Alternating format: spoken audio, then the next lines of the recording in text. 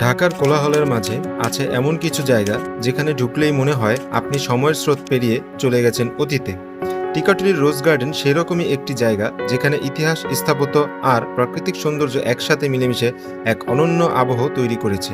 আসুন আজ আমরা ঘুরে দেখি এই জমিদার বাড়ি আর চারপাশের মনোমুগ্ধকর পরিবেশ। প্রবেশ করতেই চোখে পড়ে বিশাল অট্টালিকা। শতবর্ষ আগে নির্মিত এই জমিদার বাড়িটি তার অভিজাত্যের ছাপ এখনও ধরে রেখেছে। প্রতিটি খিলান, প্রতিটি জানালা আর প্রতিটি দরজা যেন নিঃশব্দে বলে যায় আমিও ইতিহাসের সাক্ষী।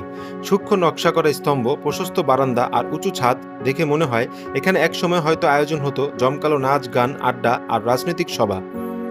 এই বাড়ির চারপাশে বিস্তৃত বাগানই এর সবচেয়ে বড় আকর্ষণ। নানা রঙের গোলাপের সমাহারে নাম হয়েছে রোজ গার্ডেন।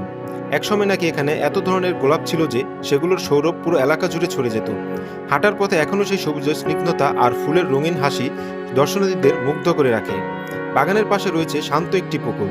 আকাশের নীল আর বাড়ির প্রতিচ্ছবি পুকুরের জলে এক চিত্তকর্ম হয়ে ভেসে থাকে। অনেকেই এখানে বসে গল্প করেন, কেউ ছবি তোলেন, কেউ বা শুধু এই শান্ত পরিবেশ উপভোগ করেন।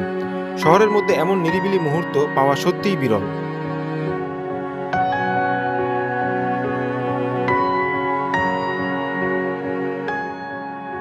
এখানে শুধু ইতিহাসপ্রেমীই নয়, পরিবার, বন্ধু আর শিশুদেরও সমাগম ঘটে। ছোটরা দৌড়ঝাঁপ করে, খেলে, বড়রা ছবি তোলেন আর স্মৃতিবন্দী করেন ক্যামেরায়। এই বাড়ির প্রতিটি কোণ আজও মানুষের আনন্দের সাক্ষী হয়ে আছে। স্থাপত্যের পাশাপাশি এখানে আছে চমৎকার কিছু ভাস্কর্য আর অলঙ্করণ। প্রতিটি ডিজাইন, প্রতিটি খোদাই যেন শিল্পীর হাতে গড়া এক একটি মাস্টারপিস। এর মাঝে বলে দেই, রোজ গার্ডেন খোলা থাকে সপ্তাহে 6 দিন এবং রবিবার তাদের বন্ধ থাকে। সোমবার 2টা থেকে সন্ধ্যা 6টা পর্যন্ত খোলা থাকে। এছাড়া এর প্রবেশ মূল্য হচ্ছে 30 টাকা জনপ্রতি। এর লোকেশন হচ্ছে টিকাটুলি KM দাস লেন। রোজ গার্ডেন শুধু একটি জমিদার বাড়িই নয়, এটি আমাদের সংস্কৃতি ও ঐতিহ্যের জীবন্ত দলিল।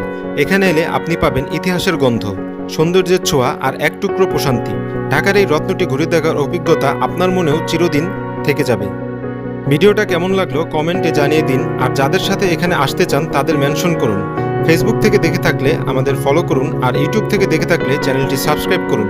পরের ভিডিওতে আবার দেখা হবে। আল্লাহ হাফেজ।